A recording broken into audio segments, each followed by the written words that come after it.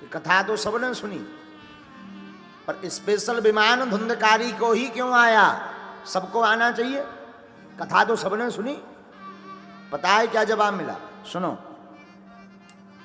भगवान श्री हरि के पार्षद बोले, सुनो भाई गोकर्ण जी, कथा तो सबने सुनी पर सुनने में भेद सबने किया। धुंधकारी ने कथा को सुनकर के जीवन में उतारा और अन्य श्रोताओं ने कथा सुनी और जय जय सीताराम। इसीलिए धुंधकारी को भगवान का विमान आया। मानो इसका सार यह है कि कथा सुनने भर से काम नहीं चलना है। क्या करना पड़ेगा? कथा को जीवन में उतारना पड़ेगा, तभी कल्याण होगा।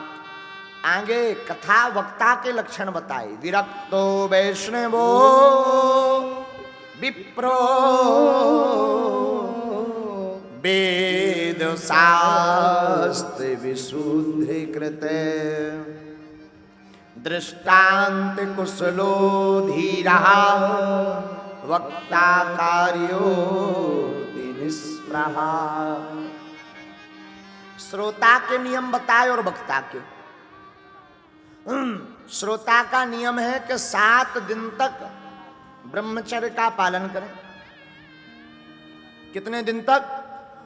7। 12 अक्षर मंत्र का जाप करें या गुरु मंत्र का जाप करें।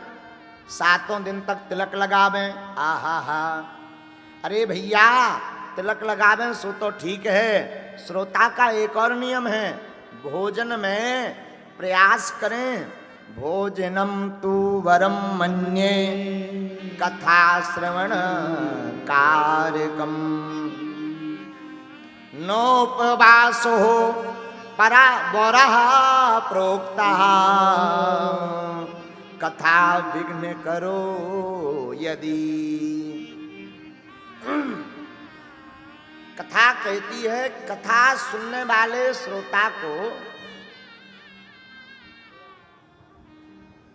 उपवास रखना चाहिए। पर अगर डायबिटीज की बीमारी है तो दबा के खाओ। इतना खाओ कि भोजन पाने के बाद कथा में नींद ना आए। पाओ तो पर कम, कोशिश करो कि पाओ मत, फल पाओ। पर चक्कर अक्कर अगर आउद हो, कोई लफड़ा धपड़ा होता हो तो पालो भाई और कथा में बैठ जाओ। कथा श्रोता को प्रतिदिन तिलक लगाना चाहिए। 12 अक्षर मंत्र का जाप करना चाहिए। भटा मठा कम पाए, बिल्कुल भी ना पाए। एक जगह तो वर्णन आया, भटा पाना कुम्भड़ा पाना वर्जित है। हाँ,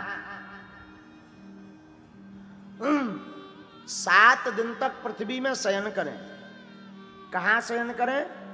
पृथ्वी में। भूल कर भी किसी भक्त के ऊपर या किसी के ऊपर भी क्रोधित ना हो। क्यों? ना जाने किस रूप में नारायण मिल जाए। ना जाने किस रूप में नारायण की प्राप्ति हो जाए। बोलो वृंदावन बिहारी। इसलिए 7 दिन तक क्रोध नहीं करना है। 7 दिन तक कोशिश करो कि जिंदगी भर झूठ ना बोलो।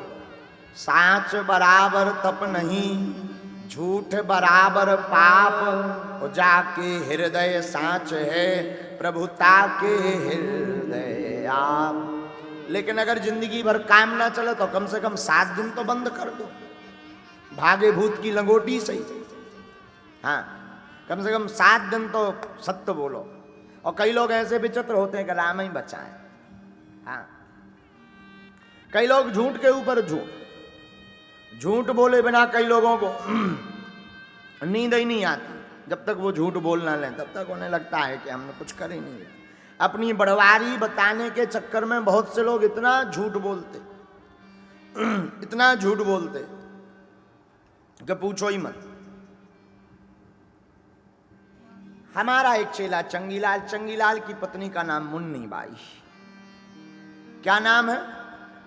मुन्नी बाई। मुन्नी बाई एक बार अपने गुरुजी के पास गई, टिल्लू गुरु।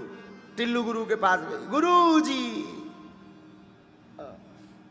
जी बोले आशीर्वाद, खुश रहो। बोलो बेटा कैसे आनंद? गुरु जी ऐसा कौन सा व्रत करें कि घर में शांति रहे, सुख शांति रहे? गुरु जी बोले मौन व्रत करो, मौन व्रत से घर में सुख शांति रहेगी। तुम्हें ज्यादा कोई व्रत करने की आवश्यकता नहीं, मौन रहो घर पर। तो शांति बाई क्या बोली, गुरु जी हम तो कुछ बोलते ही नहीं, बहुत कम बोलते। इतने में मुन्नी बाई का खसम चंगीलाल आ गया। अब आकर के बोलो गुरु जी बोले कल्याण हो, आओ बैठो बैठो। चंगीलाल कैसे हो? अरे बोले गुरु जी आफत पड़ी इधर ही। बोले सुबह हो था शाम रोज प्रवचन मिल रहे। गुरु जी बोले प्रवचन तो सुनना अच्छा है। अरे बोले गुरु जी के मुख से सुनना अच्छा है, पर घरवाई के मुख से सुनना बेकार है। बोले हमें तो घरवाई है रोज प्रवचन सुनाते। गुरु जी मुन्नी बाई की तरफ देखकर बोले वाह, अभी कुछ देर पहले तुम कह रही थी हम तो हमेशा मुख शांत रखते हैं, ये क्या है? तो मुन्नी बाई बोली महाराज जी वैसे तो हम मौन ही रहते हैं, पर कोई बोले तो रहा नहीं जाता है। गुरुजी हंस गए, कम से कम गुरुजी से तो झूठ मत बोलो। तो कई लोग इतने झूठबाज होते हैं कि एक झूठ बोलने के लिए 10 झूठ बोलते हैं, एक झूठ को सत्य बनाने के चक्कर में। साधु महापुरुष कहते साच बराबर तप नहीं, झूठ बराबर पाप। जाके हृदय साच है, प्रभुता के हृदय आप। ये श्रोता के नियम, वक्ता के भी नियम बताएगा। विरक्तो वैष्णवो विप्रो, वेद शास्त्र विशुद्ध कृत, दृष्टांत कुशलो धीरा, वक्ता कार्योति निष्प्रहा। जो वक्ता हो वो विरक्त होना चाहिए। विरक्त का मतलब संपत्ति पर ज्यादा ध्यान ना दे। विरक्त का मतलब ये नहीं कि एकदम बीतराग, ना ना ना। विरक्ति का एक अर्थ है जो धन की लालसा से कथा को ना सुनावे, भक्ति की लालसा से कथा को सुनाए, ऐसा विरक्त वक्ता के मुख से कथा सुननी चाहिए। दूसरा लक्षण सुनिए, वैष्णवो, जिसके मुख से कथा सुनो वो वैष्णव होना चाहिए। वैष्णव मतलब मस्तक पर तिलक लगाता हो, कंठी माला पहनता हो, यज्ञोपवीत धारण किया हो, शिखा बांधता हो, भगवान श्री हरि की परंपरा से उपासक हो और किसी वैष्णव गुरु का चेला हो, ऐसे वैष्णव वक्ता के मुख से कथा को सुनना चाहिए। तीसरा लक्षण, ये तो 2 हो गए, तीसरा सुनिए, विरक्तो वैष्णवो विप्रो, विप्र होना चाहिए। विप्र क्यों? जैसे यज्ञोपवीत संस्कार का अधिकार है। विप्र क्यों? जिस ब्राह्मण का 8 वर्ष से 12 वर्ष के मध्य में यज्ञोपवीत हो गया। विप्र क्यों? जिसका पूरा जीवन ब्रह्म को जानने में लग गया। ऐसे विप्र के मुख से कथा को सुनना चाहिए। चौथा लक्षण, किसके मुख से कथा सुननी चाहिए जरा ध्यान देना। विरक्तो वैष्णवो विप्रो, वेद शास्त्र विशुद्धिकृत। जिस वक्ता के मुख से कथा सुनो उसे वेद शास्त्र शुद्ध होना चाहिए। भाई गुरुजी स्वयं कुछ नहीं पढ़े, चेला को क्या पढ़ा देंगे? सीताराम। गुरुजी, हमारे गांव में कहावत है, देवी फिरे विपत की मारी, पंडा कहे कला बता दे। जब गुरुजी को पता नहीं है कि श्लोक का अर्थ क्या है, तो कथा श्रोताओं को क्या बता देंगे? हलुआ। बोलो सीताराम।